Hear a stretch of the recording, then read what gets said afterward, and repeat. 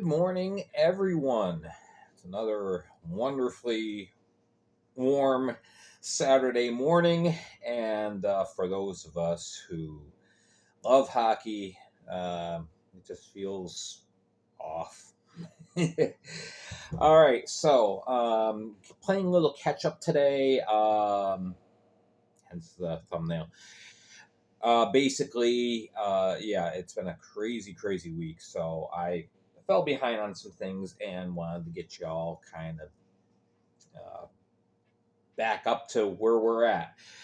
So the first thing I do want to mention as I kind of go down this list here, because I have a lot of people asking me. The Delaware Thunder are, I can't say that they are dead, done, forever buried, but they are definitely not going to be a part of this next season.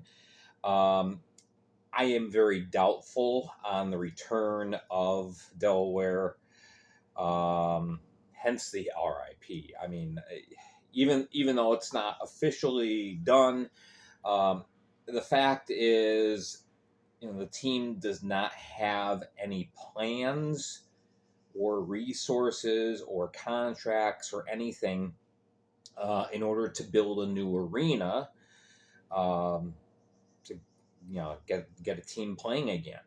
So unfortunately, I know there were some ideas and some hopes, but that appears that that's all it was.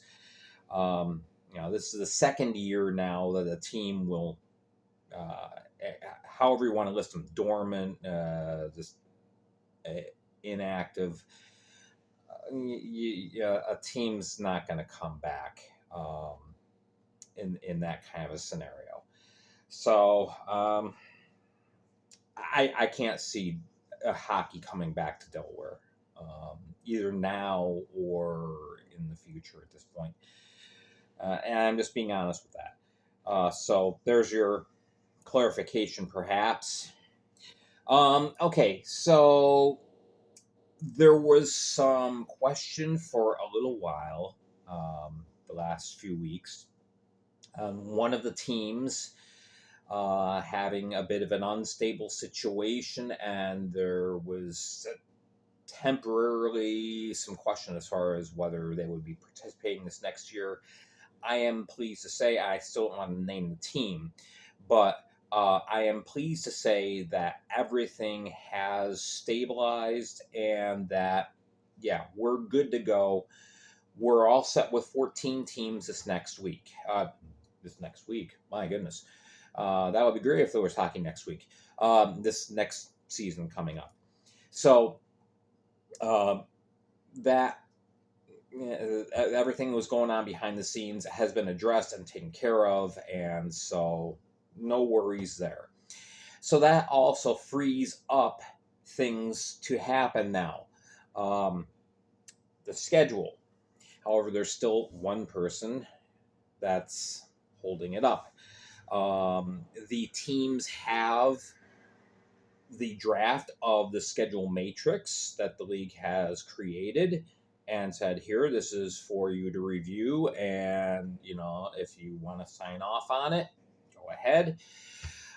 There is one person holding up the works. So the latest thing that I have heard is that a schedule hopefully will be released by this time next week. Hopefully by Friday we will see something, and then you'll be able to see your team. Yeah, here's everybody you're playing. Now there are some good news. There are some good news bits with this. Is that in spite of the league having a wider footprint, hence travel costs being a little higher, and they're going to be a bit higher for some more than others because of where they're located. The league has tried to widen the amount of teams that your team would be playing. My understanding is that a lot of teams will be seeing 9 or 10 different teams. Nobody's going to be seeing every other team. That's not going to happen, but it's not going to be as restrictive as it was this last year. So you won't have Mississippi and Baton Rouge playing each other 21 times. You're not going to have Binghamton and Danbury playing 18 times. You're going to see everyone in your regional area, obviously, a lot more than you would if, for example, Mississippi.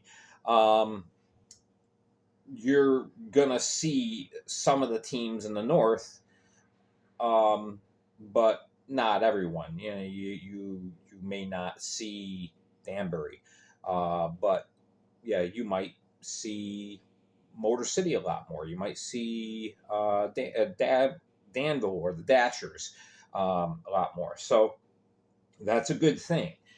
A little more balance to the schedule is what I'm hearing as teams peruse this matrix.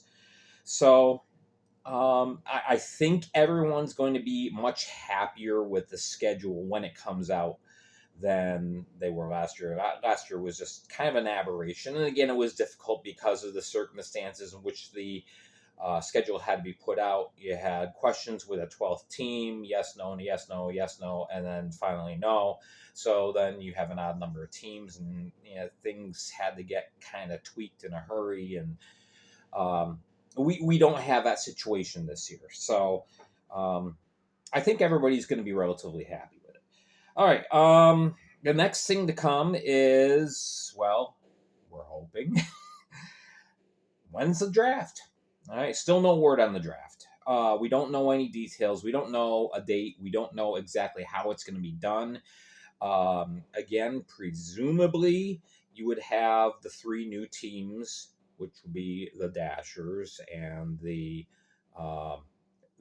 Moccasins and the Rock Lobsters, picking 12 players. But then again, it's teams are upset with the thought of potentially losing a quarter or more of their roster. So how is this going to all work out? That's still being hashed out. So we still don't have any information on the draft. Now, the last mystery that will be addressed, and this could really even wait until right before the start of the season, is divisional alignment. Again, I think, most of us, from what I've heard, we all have the same mindset. It makes the most sense. You have 7 teams in the north, 7 teams in the south, and there you go. But will that happen? Who knows? I'm just hoping we don't have a situation last year where we have teams moving in the middle of the season. That's just not beneficial. All right. Let's see. Am I caught up there? Yes. Okay. So player signings. I'm just going to touch on these a little bit because a few teams here have been signing players, and that is good to see. Teams planning, getting their roster ready for this upcoming year.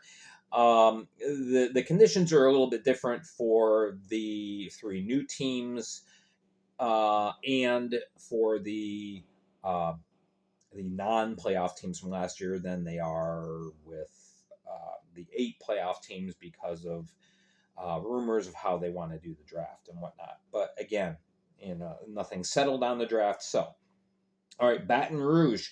So signed is, I hope I am pronouncing this correctly, Ryo Namiki. Japanese born, but he has he's here in the States. He's played in a couple different colleges. Most recently, he played a couple of years at Johnson and Wales University, which is Division III. 49 games played, 4 points. He is a defensiveman. He is a stay-at-home defensiveman. And Baton Rouge can use that type of player. So I think that's a really good signing. Obviously, he hasn't played on the pro level yet, but Yeah, we'll see what happens in camp and how he makes out. Blue Ridge, they really did a lot to shape up their roster. 7 players that were with the team last year that they have signed and ready to bring back. Joel Frizzy, he had 15 points, 31 games. Their big scorer, Nikita Ivashkin, 51 games played between Binghamton and Blue Ridge last year, 27 goals, 48 points. He has 118 career Fed goals. Carson Andreoli, they got him in a trade from Columbus last year. 38 games played, 9 goals, 18 points. Hunter Hall is back. 37 goals, 37 games played, excuse me. 9 goals, 23 points. He also had a couple of stints in Roanoke in the SP. So Hunter Hall brings a lot of experience, a lot of speed to the Bobcats. Tanner Coleman, who they obtained in a trade, he's coming in again, defenseman. 8 games, 1 point, and again a stay-at-home type of defenseman.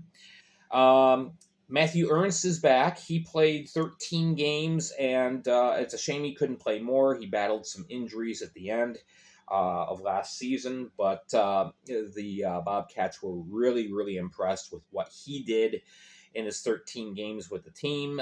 Picked up 2 points and provided a lot of physical play. And then a newcomer, Cameron Lindsay. He is a forward from Framingham State, Division III, and 68 games played. He's got 10 goals, 18 points. So Blue Ridge has got their lineup shored up. Columbus, they signed forward Ryan Galvin, who last year played in Germany and Croatia internationally. 13 games played, 21 points, 12 goals. So that's looking like a very interesting signing. Hudson Valley brings back Brett Parker. Of course, Hudson Valley was Elmira last year. Brett Parker is back. Quite the speedster. Great short-handed situational player. 51 games played, 11 goals, 21 points. Monroe, they add another. That is defenseman Nathan Wallerowitz. He played at the Massachusetts College of Liberal Arts, which is Division III. 21 games played.